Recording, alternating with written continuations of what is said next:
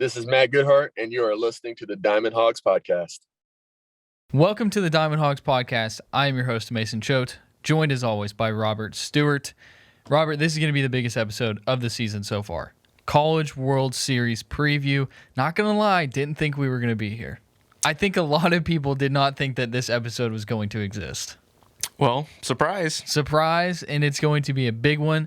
We've got Matt Goodheart, former Razorback, friend of the pod. First three-timer on the show. First three-timer. Hutch has been on twice. Cabo's been on twice.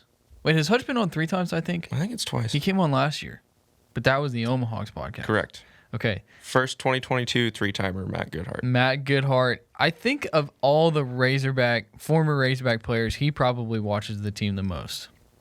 Or at least he makes it seem as if he does. He certainly chimes in on Twitter a bunch. Yes. So Matt Goodheart, and we have Ben Mintz, Mintzy from Barstool Sports. He is their college baseball expert over at Barstool.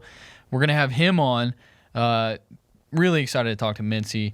He's a guy that he bet Arkansas last year to win it all, and he suffered the wrath of a one Dave Portnoy for that. So we might get into that. Probably not a whole lot. Don't want to bring up bad memories for him. I mean, as long as he didn't make the same mistake with Tennessee this year. I don't know if he did. I haven't paid attention. I think I saw a clip where he bet he picked Tennessee as his national champion. So that's unfortunate for him. We'll have to bring that up. Yeah. So we'll get into all of that. We're gonna preview, the teams that are in the College World Series. We're probably going to focus mostly on Stanford because that's the first team Arkansas plays. But we'll talk everything. We're going to be in Omaha, so we'll talk about how we're going to get there. And before we do, we need to tell you where you can find us and the people that are helping us get to Omaha. You can find us on the Hit That Line Podcast Network. Just type in hitthatline.com, and you can find the Diamond Hogs Podcast under the podcast little click-down menu. And then you can also find us on HawgBeat.com. Go to YouTube and type in HawgBeat. You can see us on the YouTube there. We put a lot of effort into that, so go watch it on the YouTube. Just click a thumbs up, maybe put a comment. Shout out to Dwayne Stanridge, always commenting on the videos. Shout out to Dwayne. And our sponsors. So we have College World Series sponsors, and I am so excited. We've got a couple coming back. So Matt Morris State Farm, he is back, and want to remind you about some of his stuff. So you've changed thousands of diapers. Probably not you, Robert. Not me. No, a lot of people listening are parents. So you've changed thousands of diapers. You've cut off hundreds of crusts. You played hours of peekaboo and duck, duck, goose. That's what Robert and I do in our free time. Of course. And you do anything for your kid. That's why it's so important to protect them with life insurance from State Farm. State Farm agent Matt Morris will help make it easy and affordable to help you protect your family no matter what the future holds. Because the people you do anything for, life insurance can mean everything. Call State Farm agent Matt Morris in Little Rock today at 501-568-3222. Like a good neighbor, State Farm is there. The life insurance is a big deal. Also heard that Matt Morris was a heck of a basketball player in high school. We did hear that, didn't we? Yeah, I texted him and I was like, hey, man, I heard you used to tear it up. And he was like, yeah, that was a long time ago. So good for Matt Morris, man. We need to play some pickup with him. Not you. You probably suck at basketball. I probably do, yeah. That's the least coordinated sport. It's if he had stuck with it, maybe he could have been in those commercials with Trae Young and Chris Paul. Yeah. On the other side of State Farm. Patrick Mahomes is represented by State Farm. I'm a Chiefs fan, for those who don't know. So that's why. In case you weren't aware. Mentioned it many times on the show before. New sponsor alert for the College World Series. It's the Odd Soul Craft Bar and Pizzeria in Springdale. They're located at 126 West Emma Avenue in Springdale, and they have some amazing looking food. Look, I got it pulled up right here, Robert. Tell me this doesn't make you look hungry, dude. They got wings. I'm salivating. They got pizza. They got sandwiches. They call them subwiches. They got, let's see, what kind of pizza they got here. 4-meat, margarita, the Pit Master, Hawaiian, Supreme. What kind of pizza you go with, Robert? I'm a Hawaiian guy. That's gross. Pineapple is the way to go, I'm telling you. I don't think so. I'm like as much meat as you can put on it. That's what I want. That's me. And they have all those options there as well. And, of course, there are craft bars, so you can get some drinks also. What? Sounds like it's a great place if you're not going to Omaha to watch the Razorbacks in Omaha. Yes, they have plenty of things that you want as far as food and drinks go. They got the wings. Let's see what flavors. They got buffalo, sweet chili, spicy honey, mango habanero, and barbecue. They also got the dry season, lemon pepper, Cajun, garlic, Parmesan, and house blend. I mean, what more could you ask for? I don't know. In Springdale, like I said, the Odd Soul Pizzeria and Craft Bar, 126 West Emma Avenue in Springdale. Go check them out. We have another returning sponsor, too, I guess. It's the same folks who own those two bars in Bentonville. You know them, the First Seat Pub and Grill and Barley and Vine right next door to each other in downtown Bentonville. The First Seat, it's got some great food. Mason's a big fan of cheese curds. We've discussed that in the past. They've got some good nachos as well. The ranch is really good. I like to dip my cheese curds in ranch, and the ranch is really good. It's not like, they go buy a tub of ranch from Walmart. I'm pretty sure it's like house-made ranch, which is always better. So there you go. And they don't do fries. They do like potato thins. Like it's almost like a potato chip, but it's an actual potato. It's really good. It is tasty. They've got great burgers too, and then Barley and Vine next door. Bunch of beers on tap. They've got some wines too, red, white, sparkling. If you want to chill vibe, you want to play some games.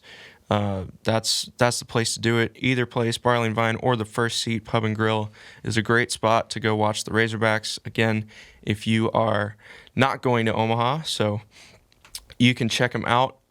Let's see. If you want to call Barley and Vine, their number is 479-268-4806. They're located at 113 West Central Avenue, Suite 103. And that's really all you need to know, because they're right next to each other. Right. You go to Barley and Vine, you just walk a few feet more, and there's the First Seat. So 113 West Central Avenue, and Suite 103. The First Seat is located at 106 Southwest 2nd Street. So the addresses can be confusing, but they're right next to each other. Yeah, if you go to one, then you'll be at the other, because they're right there. Precisely. So, thank you to our sponsors. Also want to shout out some people who have helped us as well. Devin Talley, he's a loyal listener.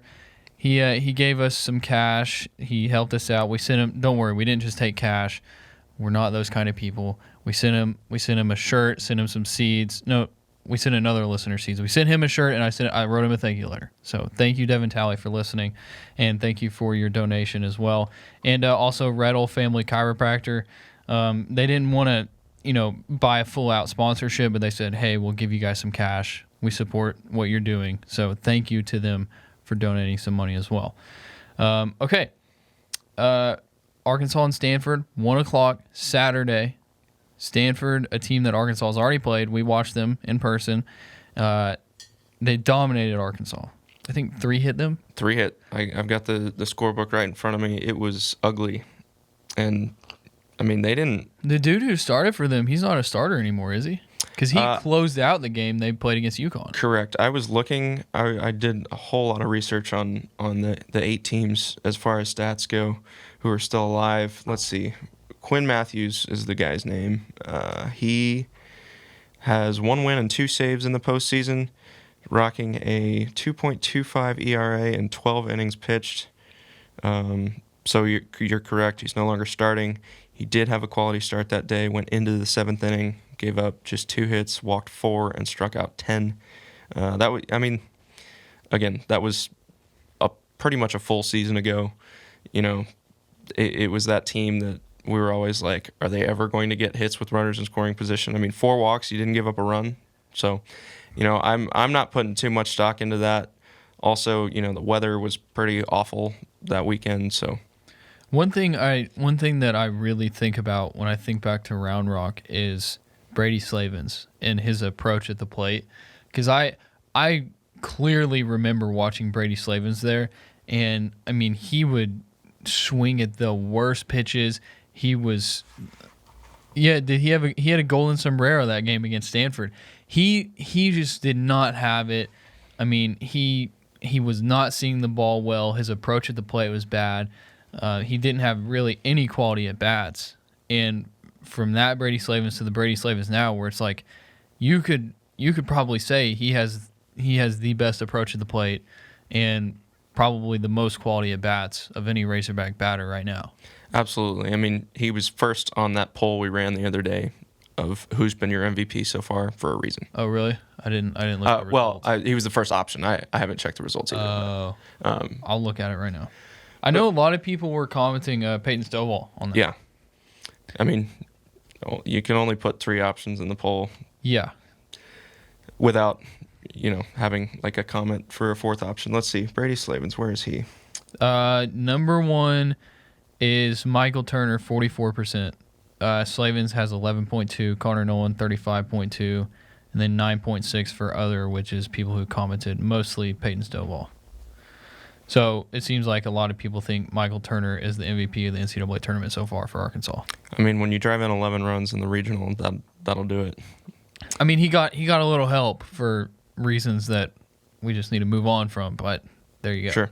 Like you said, Brady Slavin's one of the best approaches on the team right now. Got his numbers in front of me through 6 games in the postseason, or the NCAA tournament. He's hitting 296, OPS of 925, 8.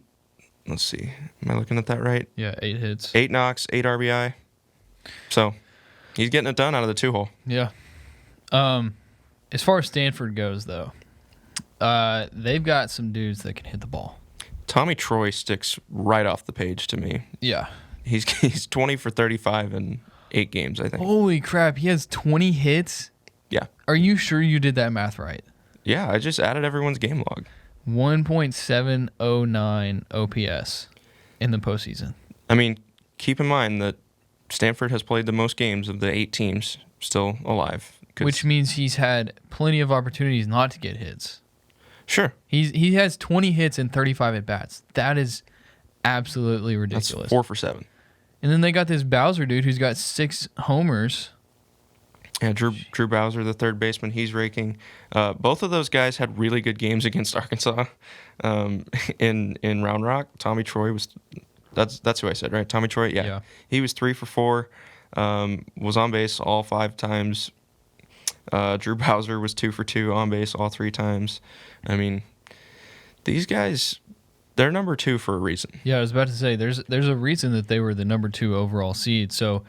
And when that is another thing that confuses me is like I've been seeing all these betting lines for who's going to win the College World Series, and Stanford is not number 1 in basically all of them. It's like number 1 is Texas and Notre Dame in most of the ones that I've seen, which I get that those 2 teams are playing hot. Notre Dame just knocked off the number 1 team. Texas is playing really good baseball, but Stanford was the number 2 overall seed. They're still Stanford. They lost a game to a really good UConn team. I don't know. Right.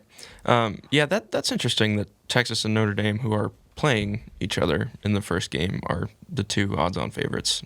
Yeah. Especially when you consider that Texas A&M has yet to lose a game. Let me pull up the Bet Saracen future odds. They're on that side of the bracket too. I don't know. Right now, Texas is plus 425. They're the betting favorites, I guess you would say.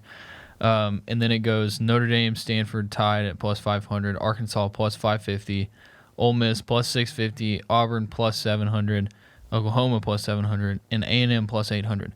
Why are people putting A&M at the bottom? A&M's playing as good of baseball as anybody in there. They haven't lost. They have not. They swept the regional. They swept the super regional. Did Texas lose? Texas lost a game to East Carolina. Notre Dame lost a game to Tennessee. Texas was about to lose the Super 2-0, and then they staged a late comeback. Stanford lost a game to UConn. Oklahoma, they lost a game to Virginia Tech. And won to Florida. But they also lost a game to Florida. Ole Miss, they haven't lost a game in the postseason. Ole Miss is 5-0, yes. Auburn, they lost a game to Oregon State for sure. Mm-hmm. Did they sweep their regional? Yes. Okay. And then, of course, Arkansas. So also 5-1. That's where we're at. Yeah. I think it's really just a crapshoot. Like, I think all of these teams are fairly even. The good thing, I posted this on Twitter, and a lot of people were like, it's a basic take. I don't think it's a basic take. I said Arkansas has a really good path to the national championship because you're on a side with teams. You've played every team on your side. And is it even a take? Like, but it's I don't know. People were like, this is such a basic take. And some people were like, well, why are you looking forward? Let's just take it one game at a time. And it's like, how many, like, what do you think I get paid to do? This is my job. It's the team that needs to take it one game at a time, Not you. me. Yeah. But what I'm saying is, if you get past Stanford, you swept Ole Miss, right? 2 out of 3. I thought they swept them. They lost the first game. I'm thinking LSU. Anyways, you won a series against Ole Miss. You won a series against Auburn. And you've seen Stanford, and you're a much different team since you saw Stanford. And that Round Rock Classic was just a bunch of baloney. That was a terrible, terrible little get-together. The weather was horrible. We have heard from sources that Arkansas was not happy. They didn't want to be there, which that shouldn't, give you a reason to not play good. Well, guess where they do want to be? They want to be in Omaha, yes. So, yeah, I mean, like you said, it's a crapshoot. I mean, I said it on the last episode. All you got to do is make the tournament. I mean, at this point, it's the best of the best. Maybe save Tennessee. I don't know, but it doesn't really matter that Arkansas doesn't have a number next to its name, right? I mean, the Hogs are playing hotter than anyone right now, if we're being honest. And, it doesn't matter that they don't have a number like Stanford or Texas A&M or what's the other team? Auburn. They're going to be fine. They're there for a reason. They're doing exactly what you have to be doing at this time of year, playing your best ball. And I genuinely think they're going to be okay. I mean, like you said, I agree. If they can beat Stanford the first time, they have a very, very clear path to the championship series. I'm looking at Stanford's schedule. The last regular season game they lost was May 1st against Washington. They lost 11-10, and then they won the Pac-12 tournament. Did not lose a game. First ever Pac-12 tournament, I believe, right? Correct. They won that one. They did lose a game to Texas State in the regionals. I was about to say Texas State gave them fits. But Texas State was a really good baseball team this year. So yeah. It's like they were ranked number 13 as far as overall rankings go. So I mean, that's not a bad baseball team. Right. And then they lost 13-12 by UConn, and I think they went into the ninth down by 7 runs. So it was 13 to, what is 13 minus 7? 6? 13-6. It was 13-6. They scored 6 runs in the bottom of the ninth, and they lost 13-12. Yeah. So I mean, you mentioned Texas State's a really good baseball team. UConn won 50 games too. Like, I mean, even if the Huskies had come out of that regional, it would be no easy task, or the Super, excuse me, it would be no easy task for the Hogs. But you know what? Chances are, I guess they haven't done another set of rankings since the end of the conference tournaments, but I feel very confident that the way the Hogs have played recently, they'd be good enough for the top 10 at this point. So Texas State's a good baseball team. UConn's a good baseball team. Arkansas is a good baseball team. It should be a very, very fun contest. You mentioned it earlier how Stanford has played more games than any other team left in the postseason. I mean, that bodes well for Arkansas. A little bit more rest. Arkansas didn't have to play on Monday. Stanford did. Yeah. So Arkansas got some more rest. Stanford has played more games overall. I'm still looking at their schedule. So it looks like they lost their first 2 Pac-12 series. They lost to Oregon 2 out of 3, and they got swept by Arizona. And then from then on, they lost a series to Washington, and that was the last series they have lost. What was the date on that? That was the last game was May 1st. And from there, they won out the rest of the regular season. They did not lose a game until they lost to Texas State in the regionals. And they had to walk Texas State off to get to Supers, I believe. Probably so. Yeah, I mean, again, it's Omaha. It's going to be fun. That's the thing, though. Like, I don't want to sit here and just preview Stanford because, I mean, that's one game of at least 2. You're going to play at least 2. Right. So you're going to play one of Ole Miss and Auburn, which we've talked about before because we had to do series previews for those, series recaps for those. Auburn playing really good baseball. I would have never guessed that they would have made it to the College World Series, especially with having to go and play a super at Oregon State. Yeah. But they looked good. Sonny DeShera, that dude is really good at baseball. Auburn's pitching, their pitching has gotten significantly better this year. Oh, yeah. I mean, it feels like the Tigers are sort of on the same track as the Razorbacks, right? Because they sucked in Hoover, and then all of a sudden... Lost one game and went home. Right. To Kentucky. Yeah. Kentucky. Probably the worst team in all of the SEC. Worst team in that tournament, according to record. But I guess they did beat Tennessee. Yeah. In a series. Yeah. The only team to do so until Notre Dame. Never mind. I take that back. I think Missouri probably. Mississippi State's a better baseball team than Missouri. Gotta be Missouri. Yeah. What were we talking about? Auburn. Yeah. The similar in that they sucked in Hoover, and then they come out regional time and hang like 40 runs in the first 2 games. Hold on, let's see. 19, 21, and 11. So 51 runs in 3 games in the regional. And then, like you said, like Kendall Rogers said when we had him on, why would you pick against Oregon State in Corvallis?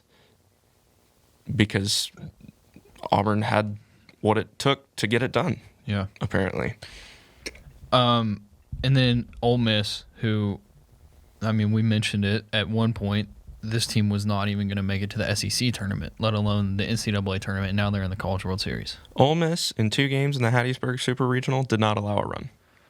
That is incredible. They scored 22 against Arizona in the regional final.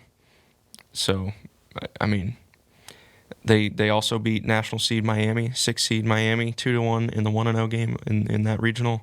I mean, they get it as much as anybody else. It's about playing your best baseball at the right time. They're doing exactly that. And one thing that surprised me was we talked with Kendall Rogers, and he said Southern Miss is a team that had he claimed that Southern Miss had the best pitching in the country, like the best starting rotation in the country. 10-0, 5-0. Ole Miss wins.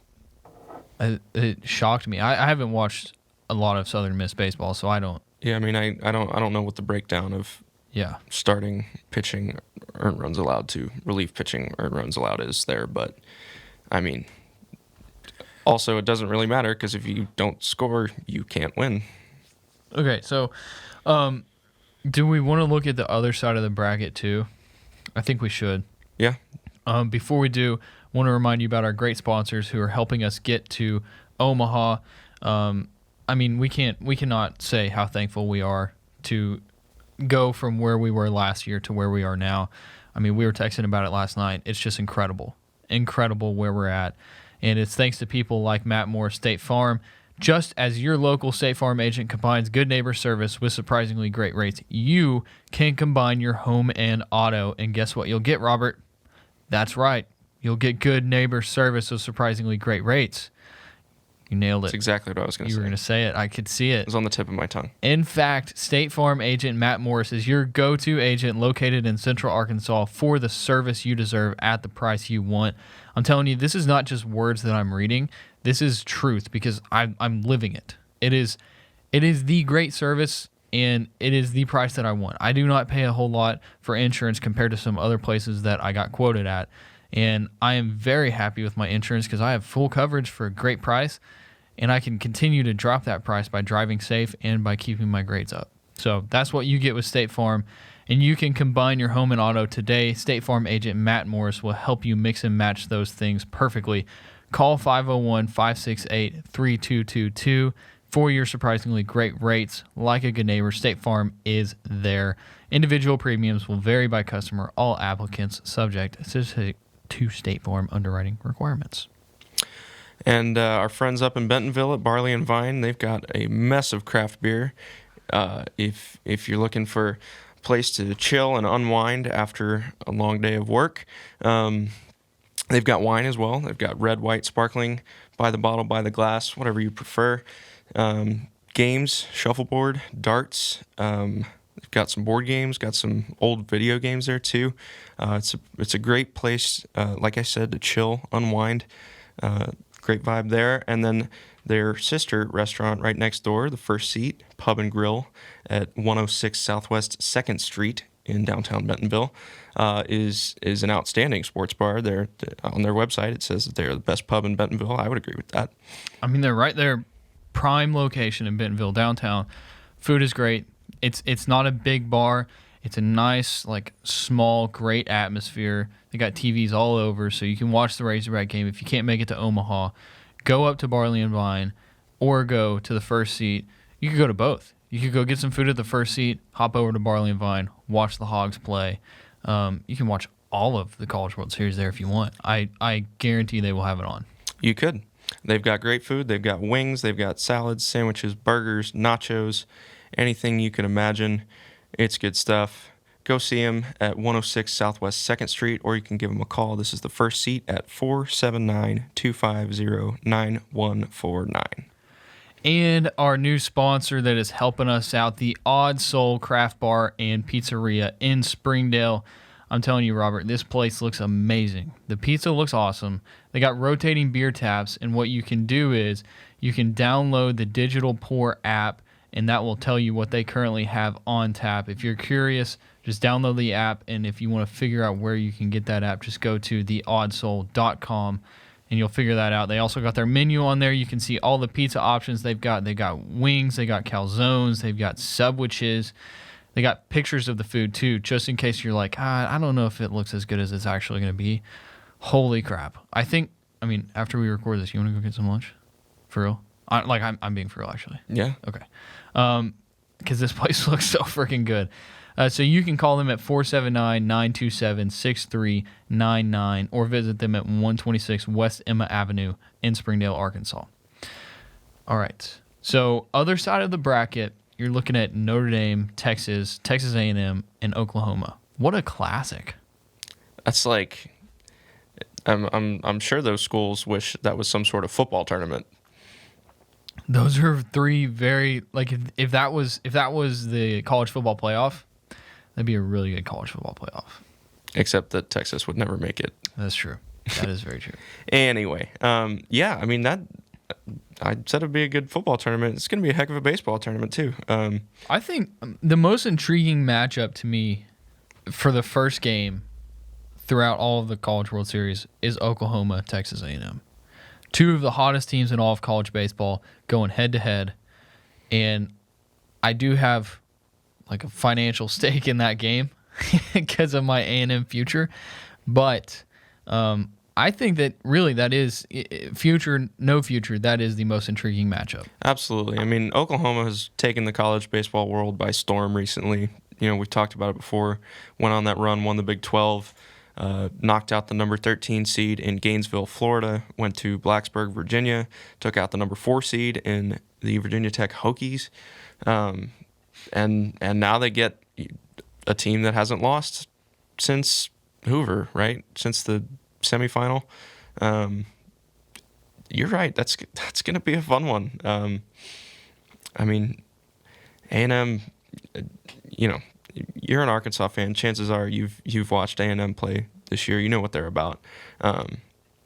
The big thing is, and this is another thing, we're going back to Kendall Rogers. He told us that A&M might not have the pitching, but I think it was really their pitching is what saved them in the Supers.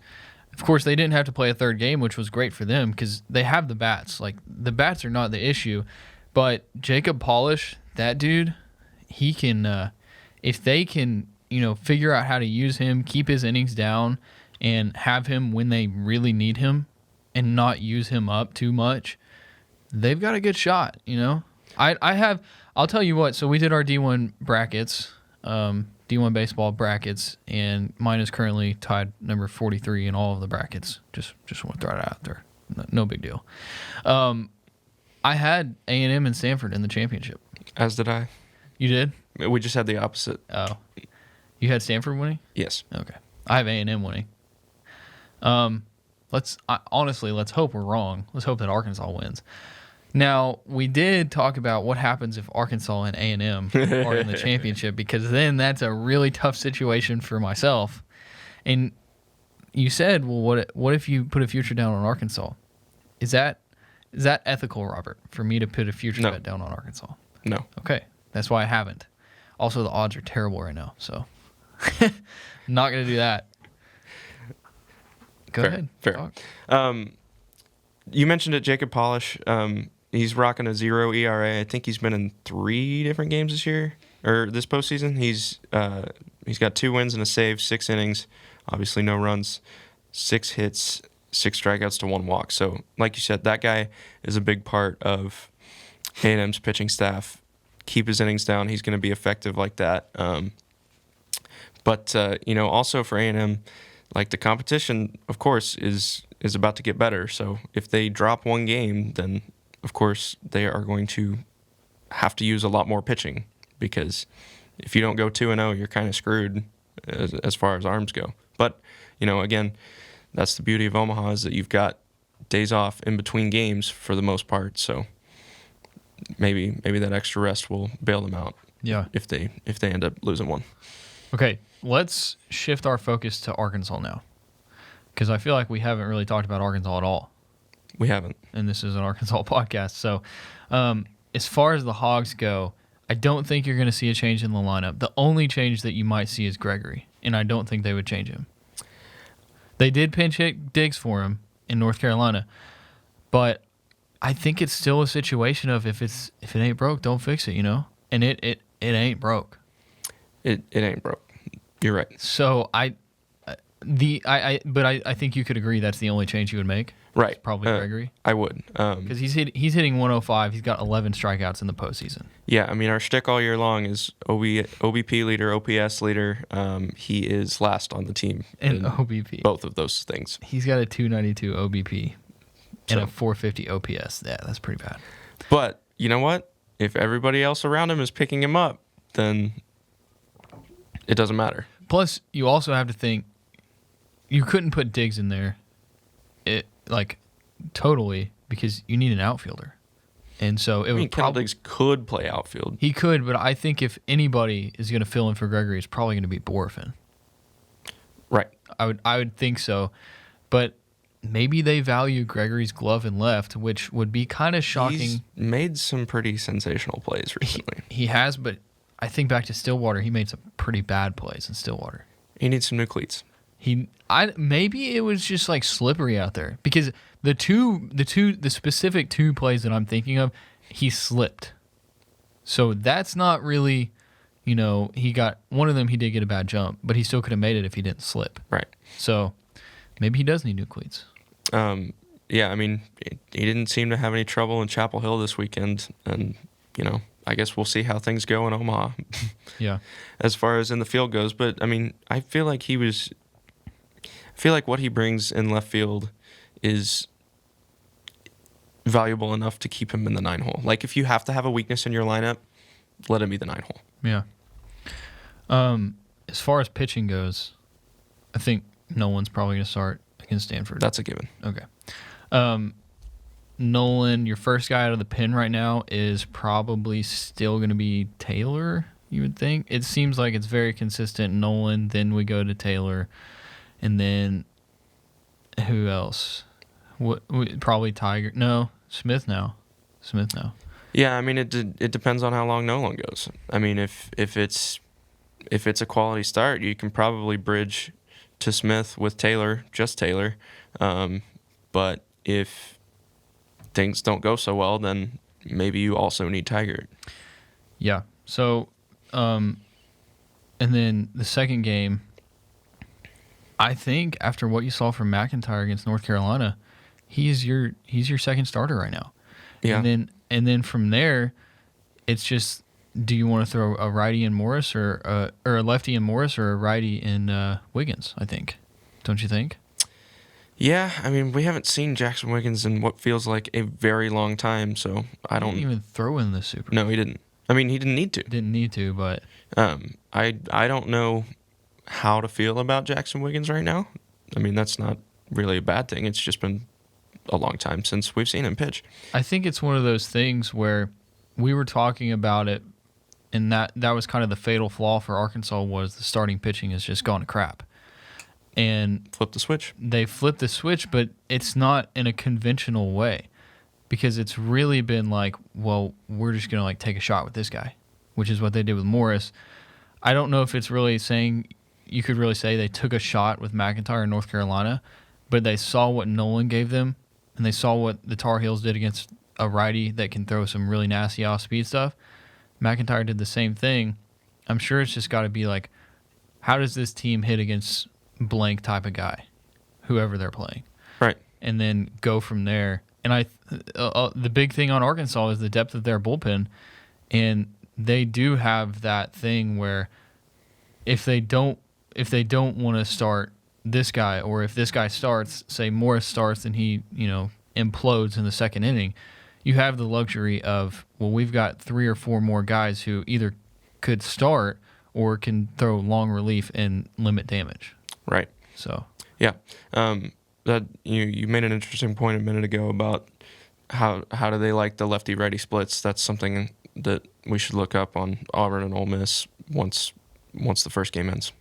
Let's see. They started Smith against Stanford last time. That did not go well whatsoever. But Nope. that was also his. That was his first bad start. But was that his first or second start as a college pitcher? Second, I think, because it was the second weekend of the season, wasn't it? I think it was definitely the first away from Baltimore. It was the second. So like, it's understandable.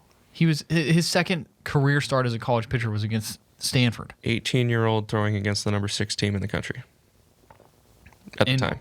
And that ranking didn't really mean anything because it was still a preseason ranking, basically. I mean, they had played 1 week of baseball. Basically. So, yeah.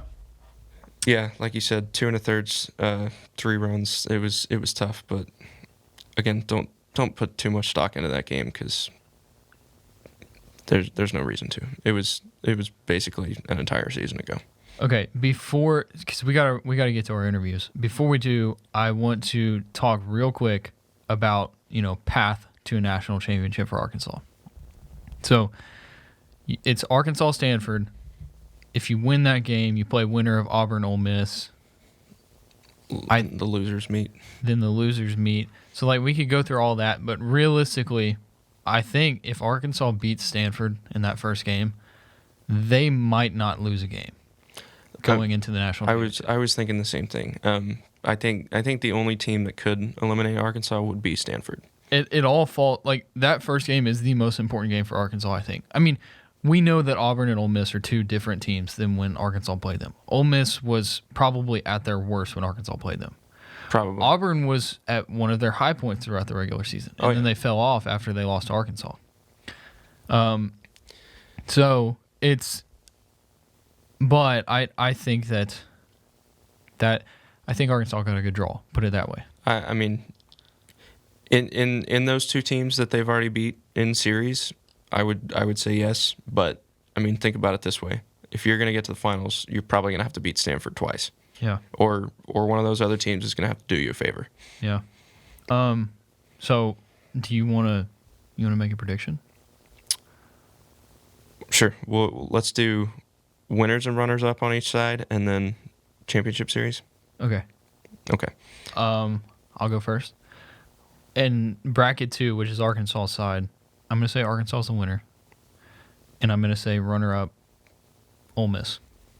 Do they need a 7th game or no? Let's see. No. Okay. So Arkansas beats Stanford, beats Ole Miss or Auburn, and then beats Ole Miss, goes 3-0, is in the title game. Yeah. Okay. And then who's coming out of the left side? A&M. A&M beating Texas. Okay. I think Texas is going to beat Notre Dame first game. Dude, the Hispanic Titanic is insane. That Texas team is good. It is. They are. I mean, they just walloped ECU in the winner-take-all game 3. Yeah. I am going to say, I don't know. This is tough. Stanford and Arkansas are definitely going to be in the semifinal. Okay. I think. And I'll go with you, Texas versus A&M. I think A&M will prevail over the Longhorns and be in the championship series. This is tough. Because when we made our bracket predictions, this was when Arkansas had just went 0-2 in Hoover. And I still put them in the College World Series. But I don't know. I think I'm going to stand by my Stanford. bracket pick. Okay. I'll say Stanford over Arkansas and then Stanford over A&M. Okay. I'm going to say A&M over Arkansas national champion. You just want that $1,500. No, I think A&M's that good. Part of me does think it, and part of me is like, maybe it's a little bit of good luck. But that's bad because, like, all of our listeners are Arkansas fans, and I'm, like, saying A&M's going to win just because I want to win money. That's not true. Like, yes, I have a future bet on A&M, but I do think that A&M is probably playing the best baseball of any team in here right now. Sure.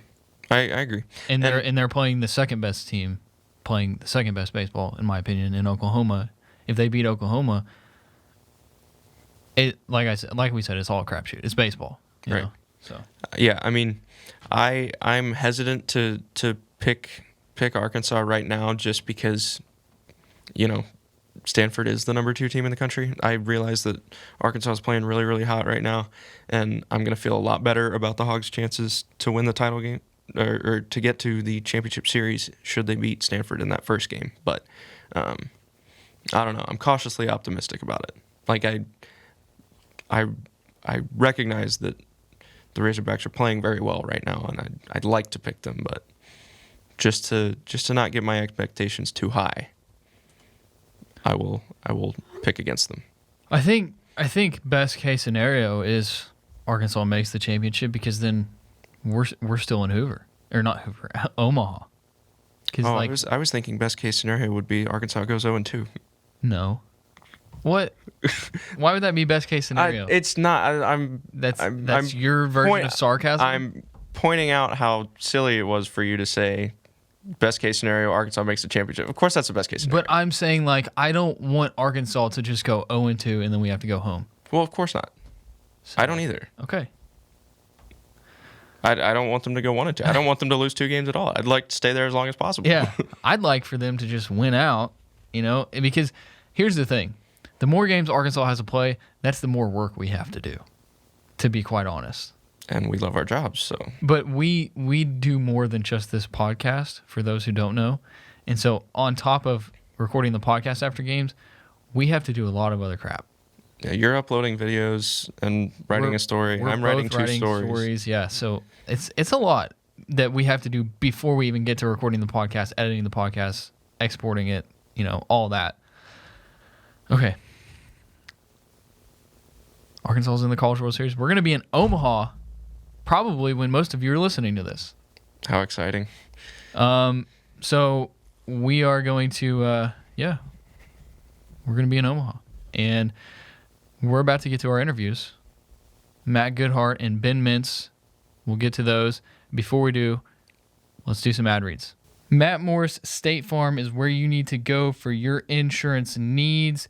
He's your good neighbor. He's a University of Arkansas alum, and he's a Razorback baseball fan. So he will connect with you, and he will get you a great rate on your insurance. And I'm being for real when I say this. It is a great rate. I use State Farm myself, and Matt Morris can help you use it as well. If you give him a call, 501-568-3222 for your surprisingly great rates today.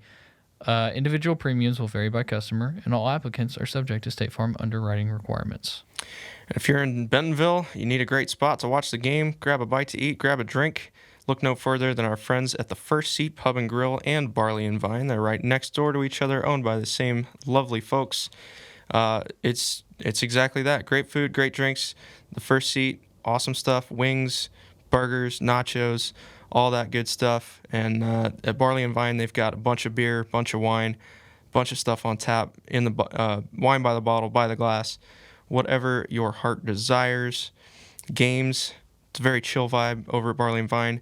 If you're interested, go see them at 103 West Central Avenue, Suite 103 in downtown Bentonville. They are right next door to each other. You cannot miss the other one.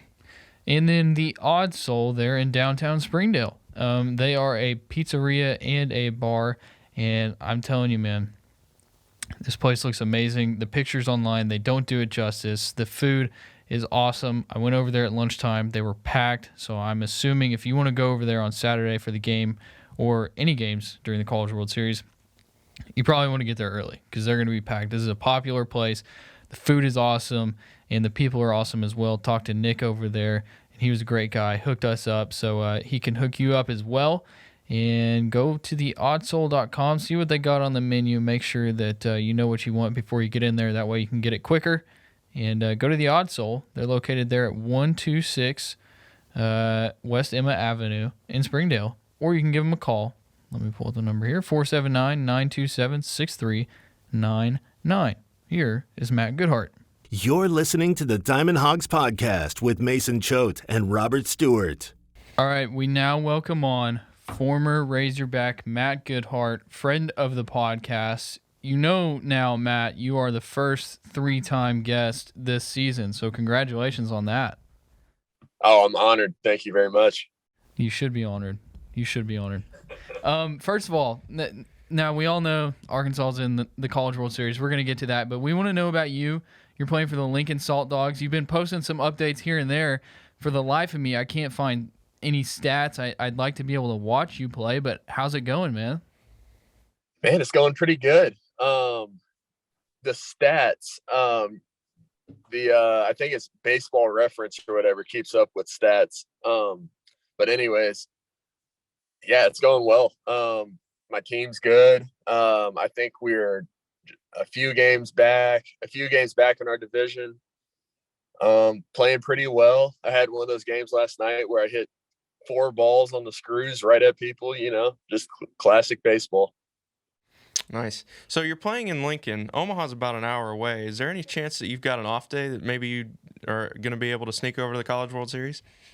Oh, I would love to. So it's kind of up in the air right now because the team is supposed to go to Winnipeg, Canada.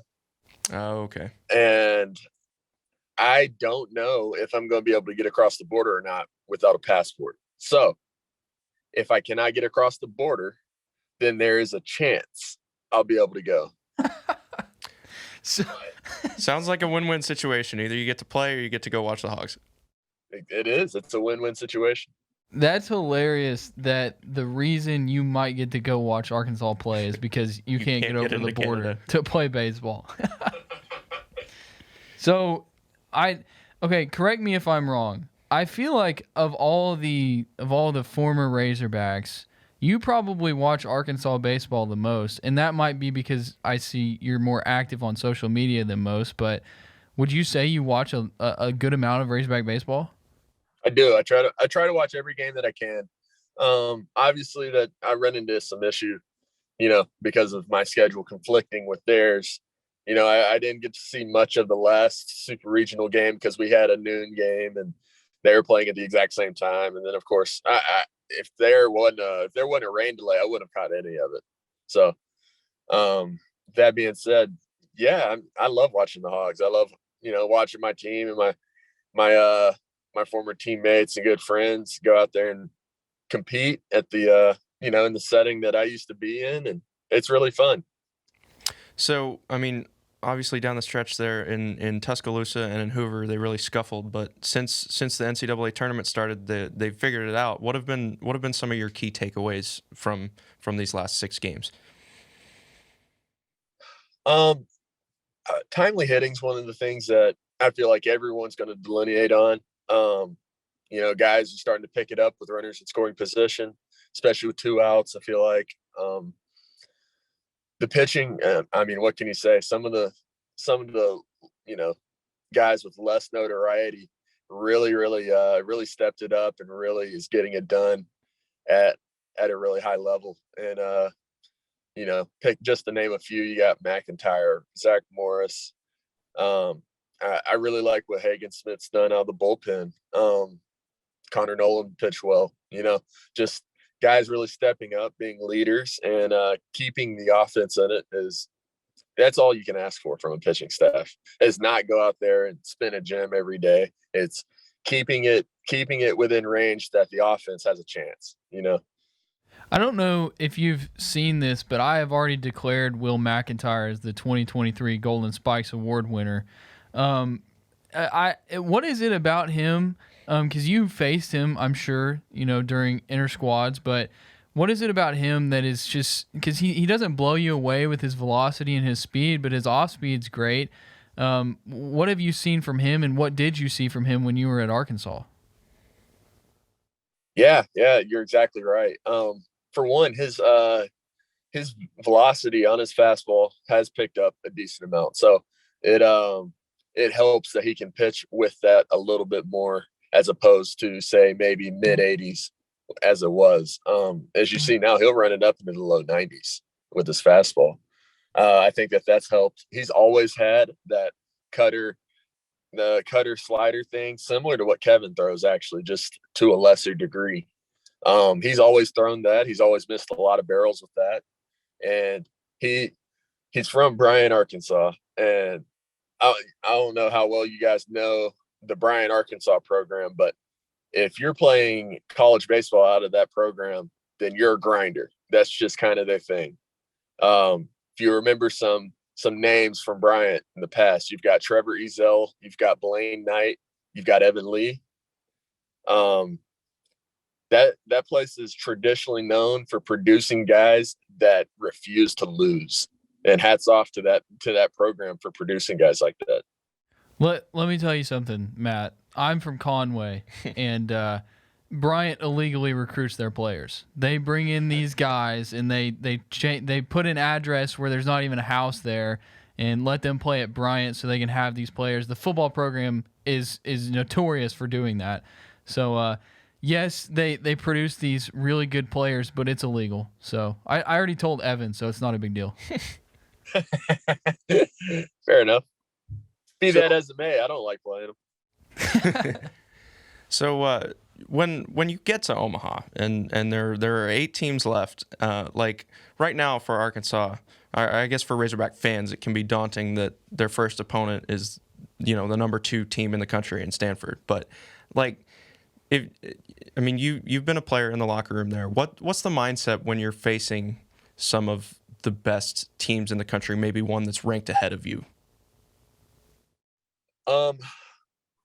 Honestly, I don't think anybody's going to take it any differently than any other game, to be completely honest. I think that the mindset in the locker room isn't that they're facing this team. It's more so we're here for a reason. We belong here, and I don't care who's on the field against us. We're going to go out there, play our game, and we have just as good a shot as anyone in the country to win this. So is it a different experience? Because I feel like you probably get a little bit of a different treatment when you show up there because it's such a big time event, and there's more media there. It's a bigger ballpark.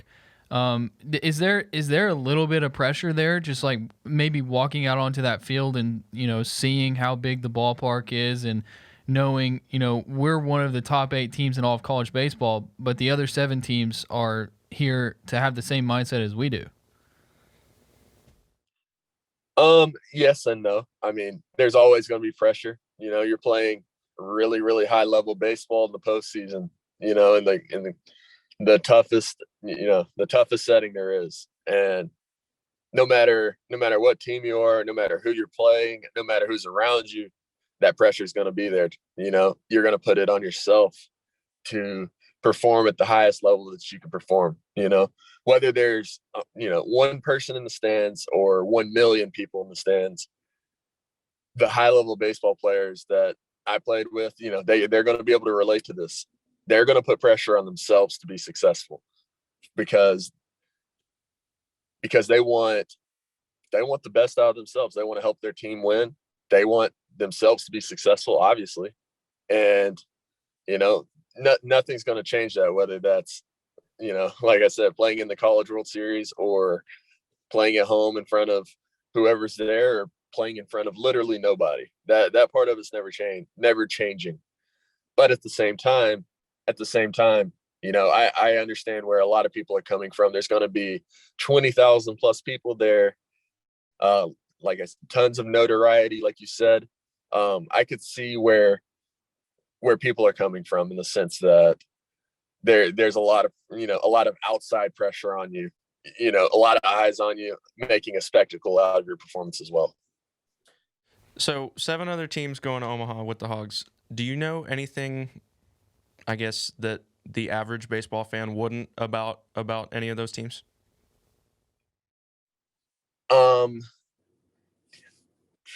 Man, that's a tough question. I'm not sure. I mean, if not, it's fine. I don't know if you've watched a whole lot of their baseball. Maybe you watch, Auburn, A&M, Ole Miss when they played Arkansas. Right. I've watched some here and there. I don't know how much I could tell you about those teams specifically that they wouldn't already know, except for the stuff that I learned either being at Arkansas or having played baseball my entire life and being a analytics nerd and all that sort of thing. But yeah, I don't know. It's one of those questions that it'd have to be a more specific thing for me to be able to tell you. Here's a specific one. When you went to the College World Series and you guys played that first game against Florida State, and it was a 1-0 game, you guys lost. I mean, that had to be really frustrating, and to come out like that and play that game. How do you what's the mentality like in the locker room where it's like, okay, we had this happen, but we've got to erase this and we've got to come out and play baseball much better next time? Like if that happens to a team, what do they have to do to, change everything for the next game? You kind of answered your own question there. It's exactly what you said. You have to have what a lot of people in the baseball world call a short memory. And if you remember that game, it was one of those games where we did so many things right and still lost. We hit balls all over the yard, right at people. You can't ask them much more. I specifically remember there being a runner on third with, man, I can't remember if they were less than 2 outs or not, but we're facing a really good left-handed. I forgot his first name. The last name was Parrish. Drew Parrish. Yeah, that guy, he can really pitch. I remember facing him and saying, "Hey, this guy can really pitch, and these guys are playing good defense. They got, I just remember them being good, and we're gonna have to do a lot of things right." Anyway, runner on third, and I can't remember what the count was, but I hit a liner right at the second baseman, and I was like, "Dang, that was the chance to tie it right there. That was the chance." And it was one of those things where I could have hit it 3 feet to either side, literally in either direction, and he's not catching it. It's just the way it lies sometimes, And I think that because of how we got beat, it wasn't one of those where we were down on ourselves for not playing better. It's one of those where, okay, it's baseball. It didn't roll the way we wanted it to today. We'll come back and we'll take on Texas Tech next time. So the structure of the College World Series is interesting in that you play, for the most part, every other day. Does that like mess with you at all? Because I mean, you're used to playing 3 days, 4 days in a row for most of the season, and then all of a sudden it just changes up a little bit. I know that baseball players are creatures of habit, and so I feel like that might be able to throw you off somehow. Yeah. Actually, there's a lot more to that than what people would initially think. In terms of pitching and having guys recover, it's huge. It's huge for the staffs because guys can, get an extra day of recovery. You don't have to worry about situations like with Kevin Kopps where he may pitch freaking 3 days, 4 days in a row. And, that you don't have to worry about that so much. You're giving your body an extra 24 hours to recover. Even if you don't feel sore, getting sciencey with you. But I mean, going out there and giving max effort, whether it's a pitch, a swing, defense, whatever the case may be, that it's going to damage your central nervous system, whether you feel like you're super tired or not, it is. I know that if any of my science nerds are listening to that, they're gonna jump all over it. But there's that. Hitting wise, I like playing every day because the more days in a row that I can be in the box and see an arm and live pitching is going to help me stay on top of what I'm doing for the most part. And sometimes it can be a little hard to get in a rhythm whenever you have a day off in between at the plate. in terms of your timing, in terms of just everything feeling right. Hitting's all about feels. If you go the first day and you don't have the feel that you want, then it's going to be another 2 days before you get an opportunity to get that feel back. Unless you do live at bats or something like that, which in most cases in the postseason of the College World Series, you're not going to get at least not from your team. So yeah, I see both sides of it for sure. The pitching, I would say, has the most advantage, I would say, in terms of the day off in between. As far as preparation goes, the turnaround is, you just won a super regional. Now you have a few days before you get back on the road, head to Omaha, and there's a bigger field, so there's different teams that you could play. How does the scouting go, like from an internal perspective, and as far as mindset for the players? Like, are you guys looking at one specific team, which is the team you're going to play first, or are you kind of just doing like a mixed scouting report with, potential opponents as well? So most of that's going to be handled by the analytics department. That's going to be like, whenever I was there, it'd have been Phil Seebahar, Coach Thompson, Zach Barr, Coach Hobbs, those guys. They're going to handle that kind of stuff. Most of the time, they're orienting on the team you're playing first. They're going to handle all of that and then maybe work on the rest. There's access to pretty much anything you need in terms of scouting reports out there. There's databases and all sorts of things that have everybody's information on it. There's no hiding anything. So that being said, it kind of becomes a chess match, So you got guys that have done something over the course of the season, and you're facing a team, that is heavy on scouting reports and so on and so forth. At what point do you start doing something that kind of gets away from what they traditionally do? At what point do you go? What point is it where it's too far and this could mess up the guy? There's a ton that goes into it, right? And there's only so much specifics that I can give, but at the end of the day, there's not really any hiding any of what's going on. Everybody's going to have a scouting report going into it. So if the Hogs are going to pull it off and win the whole dang thing this year, if you can narrow it down to one key, it could be like an X factor player. It could be, continuing the timely hitting. I don't know. What is it in your mind that's going to elevate them to the ultimate goal? I think it's going to come down to, I think it's going to stay coming down to the timely hitting personally. I think that TD Ameritrade is built for, for pitching staffs pretty much. It's kind of a graveyard, especially when the wind's blowing in. Guys don't leave the yard there like they do like they did in the regional. I don't see that happening. It's a tough place. It's just kind of a tough setting to hit in. You've got tons of fans, tons of different colors. You play the dusk night game. There's the big stadium creates a big shade. You'll notice. It's interesting. Whenever we were there in 19, there was a big league game that happened the night before.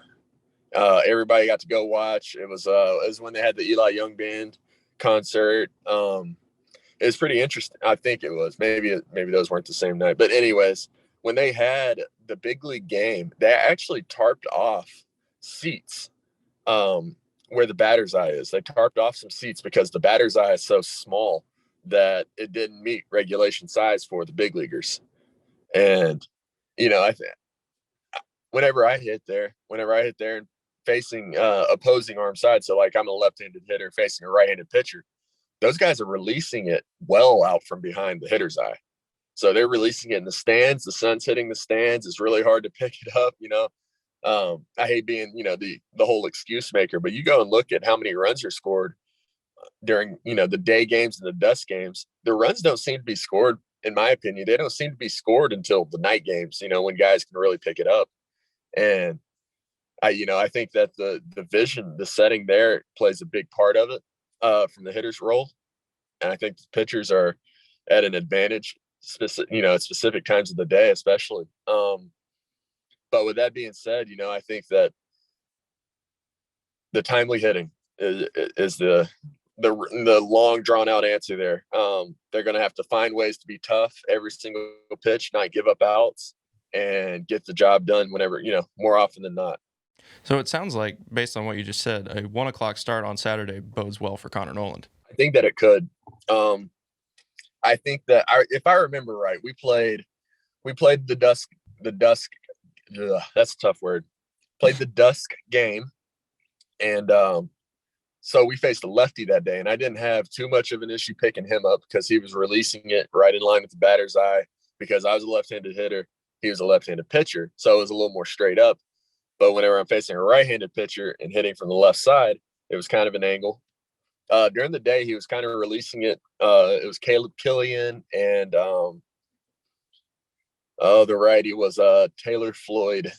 They were kind of releasing it from within the stands. I specifically remember I had good at bats, but I still remember it being a little hard to pick up.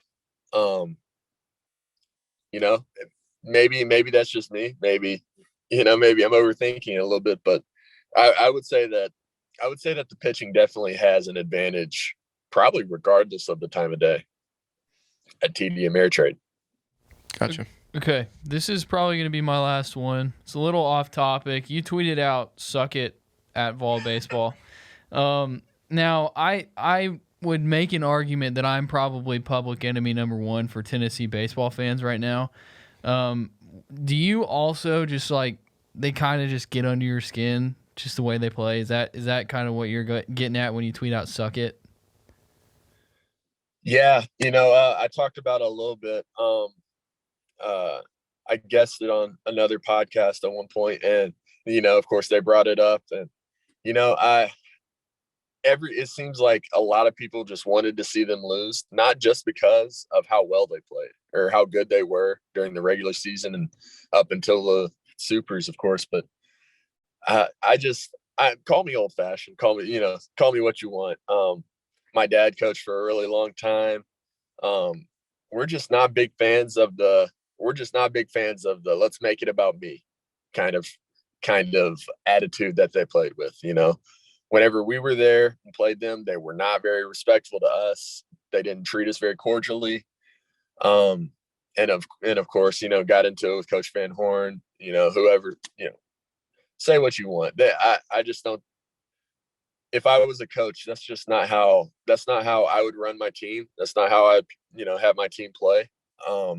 I think that playing with maturity and class and respecting the game goes a lot further than playing with the emotion that they played with. I don't think there's anything wrong with playing with emotion by any means. So don't misquote me. Don't straw man me. There's nothing wrong with playing with emotion.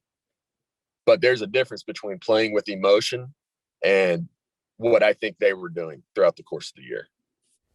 Yeah, I see it. All right, last thing for me here. Let's get a prediction. If you're saying Hogs to the finals, give me 3, 4, or 5 games, and then if you have them winning it all, 2 or 3 games, and the opponent. Wow. Sorry, that was loaded.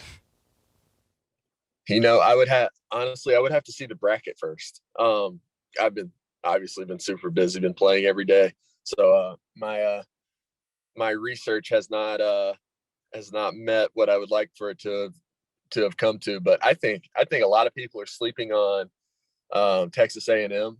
I think I just think from top to bottom they're really good. I think they got pretty good arms that I think can get it through them. But I think that it's the teams that can consistently defend it and can consistently put the ball in play, find holes, hit the ball hard, that always prevail in Omaha. The pitching, I feel like the pitching's always going to be there, seems like, as long as they're throwing strikes because of the setting, it's like I said, it's tough to say. It's the teams that can manufacture runs, I think, that are going to prevail in Omaha. Sounds like an Arkansas A&M final to me, Mason. Yeah, that's Matt Goodhart's official prediction. Arkansas, Texas A&M in the final. Can you sign off on that? I could see an SEC West final. I could see it. Okay.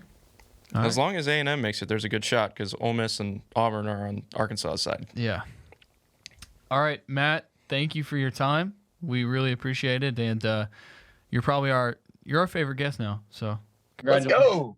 there you go. I'm so flattered. All right, thanks, Matt. Thank you, guys. Y'all have a good one. Before we get to Ben Mintz, got to remind you again about our great sponsors who are making this podcast and this trip possible. And it starts with Matt Morris State Farm. Just as your local State Farm agent combines good neighbor service with surprisingly great rates, you can combine your home and auto. And guess what you'll get? That's right, good neighbor service with surprisingly great rates. In fact, State Farm agent Matt Morris is your go-to agent located in Central Arkansas for the service you deserve at the price you want. And you don't just have to be in Central Arkansas either. You can be anywhere in hog country. So give him a call, 501-568-3222 for your surprisingly great rates. Individual premiums will vary by customer. All applicants subject to State Farm underwriting requirements. So the Hogs are playing at 1 o'clock on Saturday, and I can't think of a better thing to do if you're in Northwest Arkansas than to go to the First Seat Pub and Grill for brunch, have a good meal, stick around, watch the ball game at either the First Seat Pub and Grill or their sister bar, Barley and Vine, right next door. Both great spots, owned by the same folks. Barley and Vine has 32 beers on tap, red, white, sparkling wines by the bottle and the glass, games, couches, very laid-back vibe. If that's what you're into, then go see our friends at Barley and Vine at 113 West Central Avenue, Suite 103 in downtown Bentonville, or you can give them a call at 479-268-4806. And then the Odd Soul, new sponsor for this College World Series coverage that we're having, but we are very happy to have them on. Talked with Nick over there, and he loves what we do, and we appreciate what they do as well over at the Odd Soul, putting out all that great food, the pizza. They got the wings, they got the salads, they got the calzones, the shareables, which includes soft pretzels, mozzarella sticks, cheese bread, all that good stuff. And then they got plenty of pizza flavors for you. And they also got subwitches too, if you want a subwitch. And you can go see them at 126 West Emma Avenue in Springdale. They also got a lot of beer on tap. Great bar, great little place. And they got plenty of TVs around for you to watch the game if you want to go there in downtown Springdale, if you're in that area. So go to the Odd Soul, and if you need to give them a call, it's 479-927-6399, or visit the website, theoddsoul.com. Here is Ben Mintz. You're listening to the Diamond Hogs Podcast with Mason Choate and Robert Stewart. All right, we now welcome on Ben Mintz, Mincy from Barstool Sports. He's their college baseball guy over there. Now, I want to lead with this, Mincy. Yesterday, we're recording this on Wednesday. Yesterday was the 1-year anniversary of you getting chewed out by Dave Portnoy for taking the Hogs. It's been a year. You've been able to cope. How do you feel about it, and are you confident in the Hogs this year? Well, what's interesting is I learned a lot. So college baseball has been around a long time, but gambling lines on it have not. And last year was really the first time I've seen, I'd seen some like offshore lines before, but never on the actual regulated sites. And so when the lines came out last year, and I do a lot of gambling content for the Barstool Sports book, I didn't know what the hell I was doing handicapping them because nobody had ever really bet on it before. And so I made a bunch of kind of foolish mistakes taking favorites. And Arkansas, who was an unbelievable team last year, they were literally the team to beat. They dominated, maybe not quite to the level Tennessee did this year, but it was close. It was crazy how good that team was. And I learned from that mistake that this year I just faded Tennessee and took all the value, just like from what happened to Arkansas last year. And, I've been on fire during this NCAA tourney. So I think I have learned a lot from last year from what happened there, to be honest. So, you just mentioned Tennessee going down. That was obviously the big story of the week. I want to say I saw a story from you about it. What's your take on the whole situation out of Knoxville? Like Arkansas last year, number 1 seed doesn't make Omaha. Well, it just shows. I believe it's all the way back to 99 Miami's the only number 1 overall seed since they did the super regionals like this that's ever won it. And it just shows what baseball is. And y'all know it as Arkansas fans. Last year's team was a hell. Y'all are they're good this year. I'm not denying it. They could win a national title. But this team isn't near as good as that one that was out there last year. And that just shows you kind of the random variance of baseball when you can just lose 2 games at any time. It's such a long-run sport. It's why you play 60 games in the season and 30 SEC games. In Major League, they pay 162. But when you're playing 2 out of 3 against anybody, man, you can lose 2 games. I mean, that's what it shows. There's just a lot of variance in it. And Arkansas, I got Arkansas 25-1 on the Barstool Sports from before North Carolina, the Super Regional. I thought they should have been 15-1 when they were 25-1. So I got a little bet on the Hogs right now.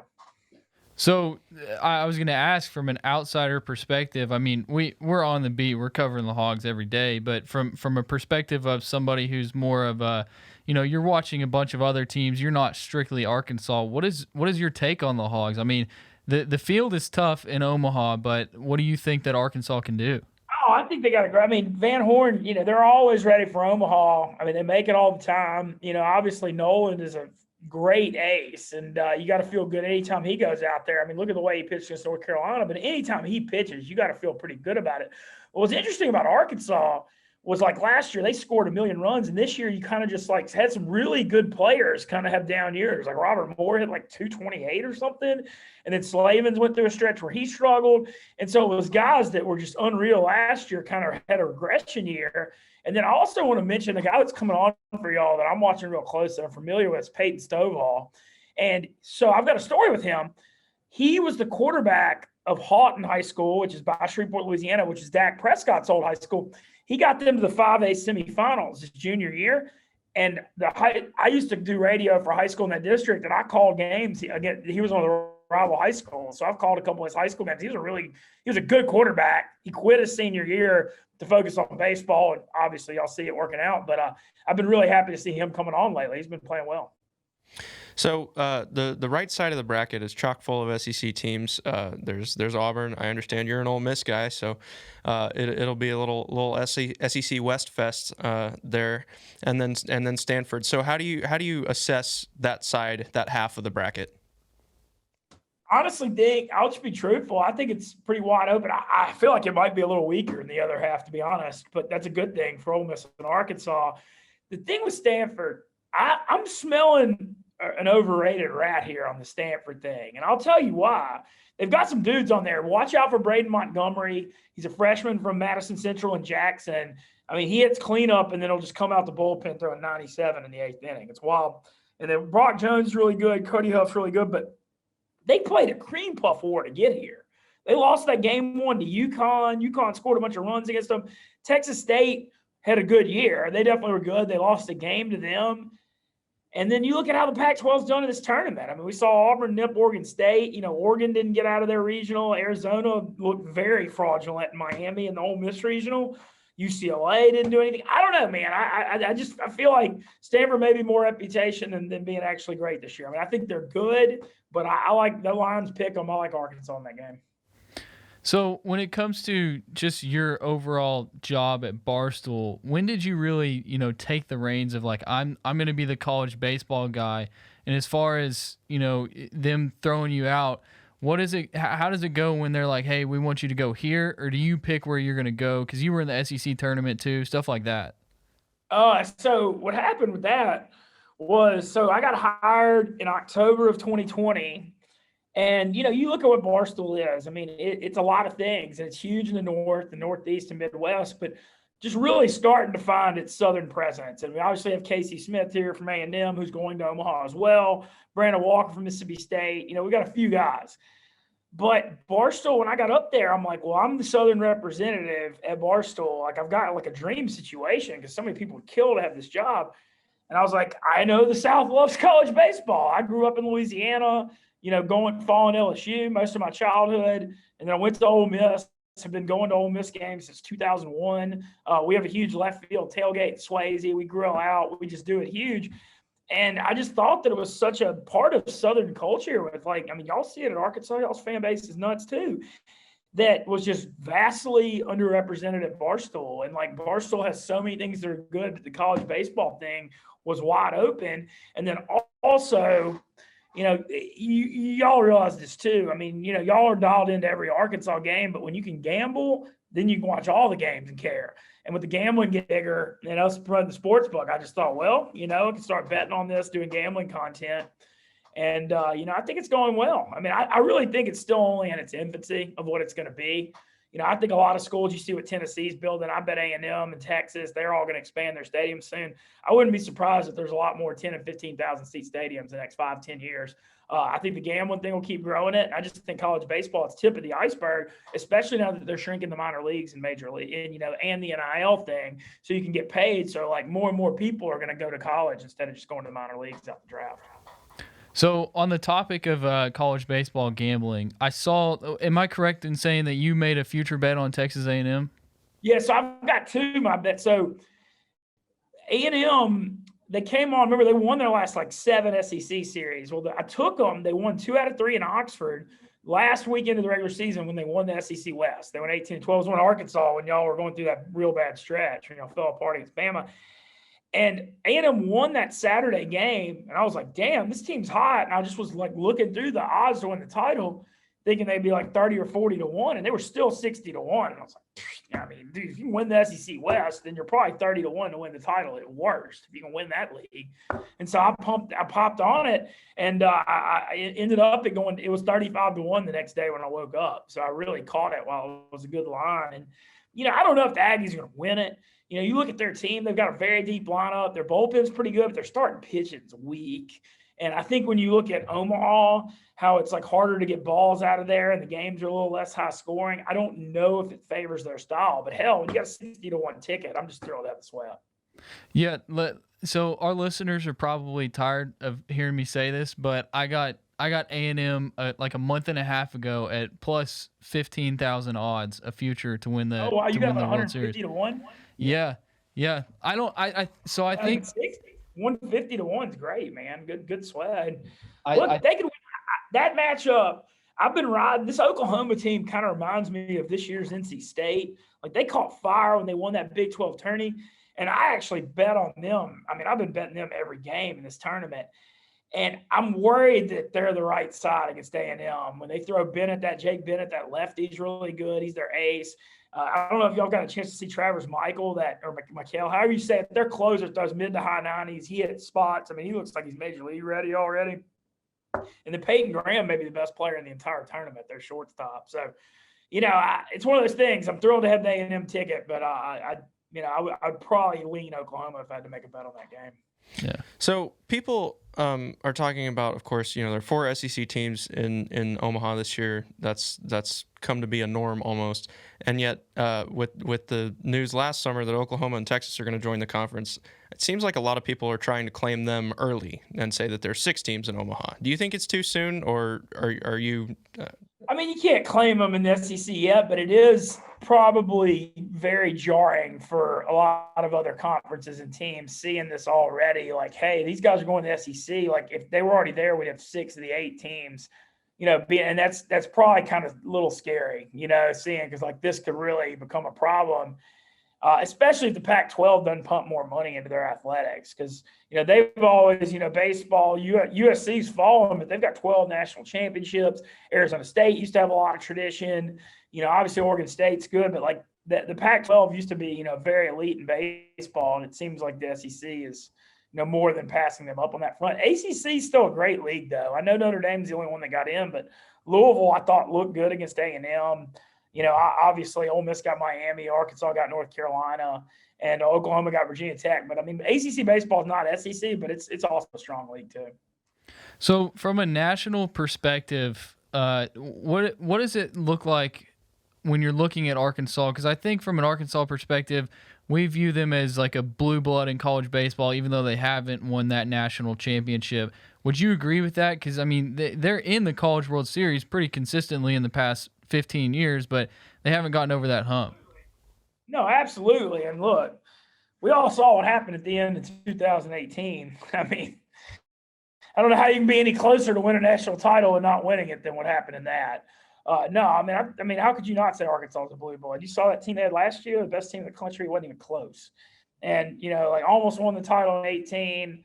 I almost make Omaha every year. I mean, I see the crowd. I hadn't been to Bomb yet, but I see the crowds. I see the atmosphere in that hog pen. I mean, yeah. I mean, I don't think anybody's questioning that. I mean, they've done literally everything but win a national championship.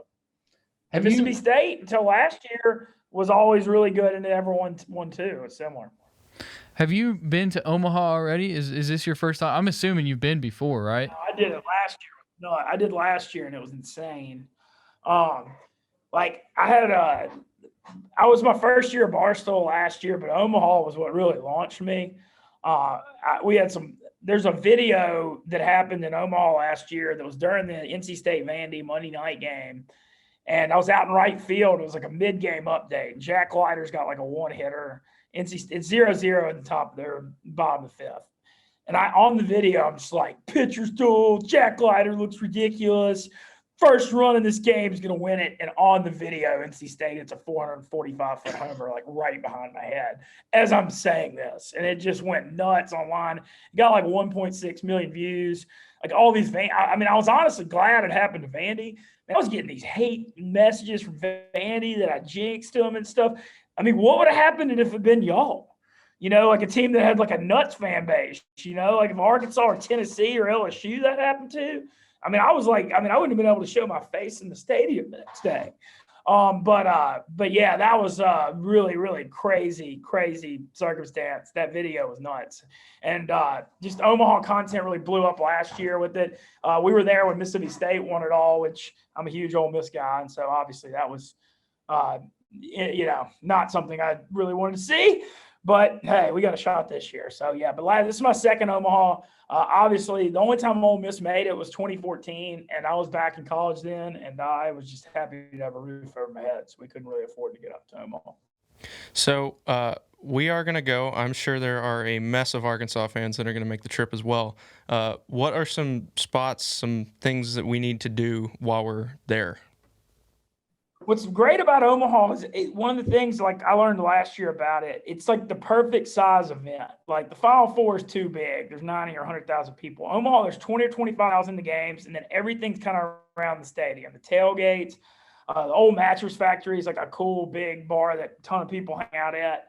But there's a lot of good. You just kind of pop around. There's a famous.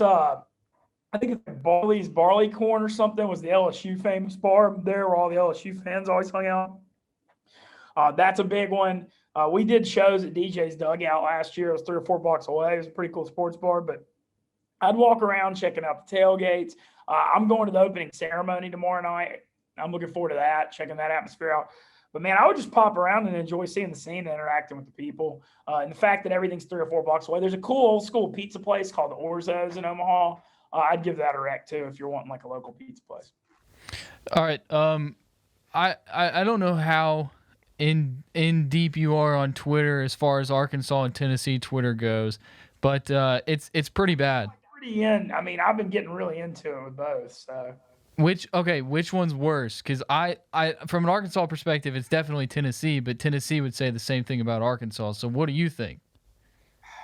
I mean, I've got more bad blood with Tennessee because of the whole Lane Kiffin, what happened last fall when they were throwing stuff at him in that Ole Miss game. And so personally, I have more issues with Tennessee. And I don't know if y'all saw my Twitter, but I mean, I definitely body bagged them the second they lost to Notre Dame. I did like a 200K video where I just got on there and just laughed in their face. I was just like, no team or fan base has ever deserved this ending more than the 2022 Tennessee Vols. Flipping off players and just the way that everything's been all year. But so yeah, I'd say I have more problems with Tennessee, but I'll just say this, like Arkansas is like, I mean, every fan base in the SEC you can say this about except for maybe Vandy, where it's like you've got 80 or 90% of the fan base is like cool and fun, but like the 10 or 20% y'all got at the bottom really, really is what gives it the name it gets sometimes. I know Ole Miss has got that some. LSU certainly does too. But, man, y'all got some people that act fools, man, just going around. It's too much, and I don't think that's everyone. I mean, I know some great people from Fayetteville, Little Rock, and, most people aren't like that. But, like, that 10% y'all do have at the bottom, that's what everybody's seeing and coming at y'all. You know what I mean? Yeah, I know. I think I think it's Tennessee too. Before the Notre Dame series, I tweeted out that Notre Dame was going to beat them, and I mean, so many Tennessee fans telling me how stupid I am, and I took my victory lap too, so I was right there with you. We've got our producer Christian. He's here on the Zoom as well. He's kind of, Billy Football really well, so he's kind of like our Billy Football. So we're just gonna give him the time to ask you some questions. He's a fan of yours. All right, thanks, guys. And I told them earlier, I was like, I think I'm smarter than Billy Football, but I don't know. We'll see. So my first question is, how satisfying is it now heading into the College World Series that you approached the Vandy Whistler? And I know they eliminated y'all from the SEC tournament, but they're sitting at home now. Oh, it's great. But that was one of my favorite. Like, it's funny, my two biggest videos ever were the Jack Leiter thing I just talked about and the Vandy Whistler. So I don't know what it is about the Vandy baseball that just brings out the clicks. But the Vandy Whistler thing, everybody's been wanting to do that for 10 years. And so I was just like, in my head, I'm like, well, I know the whole SEC is going to love me if I do this because everybody can't stand this guy. And then the other thing that's ridiculous is the way the SEC network and TV glorifies them. They give him all this TV time and all this stuff. And, I went and got in his face. I didn't say even a curse word. I didn't drop any F-bombs or anything. I just told him he was a disgrace to the Southeastern Conference to his face on camera, which I was representing the entire SEC. I can comfortably say that. And, I think it just was something that's needed to be said for a long time. And I just thought I was the right person to do it because – I can get it on camera with Barstool and, I feel like I can speak for the masses. And y'all wouldn't believe, I probably didn't even get I got hundreds of messages. The whole thing was very satisfying to me for sure. And then at what point did you realize that the Yak Crew was prank calling that show that you went on the next day? It wasn't the first two. It was when Owen. It was Big Cat and Kate got me. And, but then when it was Owen, I was like, okay, I'm getting pranked. So, but the first two, it's bad. And it's like a funny thing at Barstool, but I'm the most gullible. I'll believe anything. And it's to a fault. I don't know. And so people are always doing stuff. I figured out now, though, the Yaks tried to prank call me so many times since that, if I get a phone call between 1 and 2 Eastern, I just immediately, it's got to be the Yak messing with me. All right. And then my last one is it safe to say that we can see Von Walker next year? Man, so here's the problem with that. I wanted to come, but the Barstool, it's a way more of an emphasis on the states that have gambling. And Louisiana and Tennessee both have the app. So, people are honestly, Ole Miss fans are like, why are you in Louisiana so much? But, the states that have the gambling app are drawing our revenue. And so, I almost went to Knoxville for that Notre Dame Super. And looking back, I wish I had because – man, I would have been just terrorizing their fans going out at the end when they blew that. But Louisiana and Tennessee are kind of more of the focus because of that. But I'm going to try. It's at the top of my list of stadiums that are in non-gambling states to hit for sure. Well, Mintzy, we really appreciate your time. We gotta get together, get a drink or something when we're in Omaha. Y'all see me in Omaha. I'll be hard to miss for sure. And I may be getting some tickets through Arkansas for the Stanford game, so I'll probably be in the section. I will not be calling Hogs, but I will have money on them. Sounds good. Appreciate your time, man. You've been listening to the Diamond Hogs podcast. Follow the guys on Twitter at Choate Mason and at DRStew32.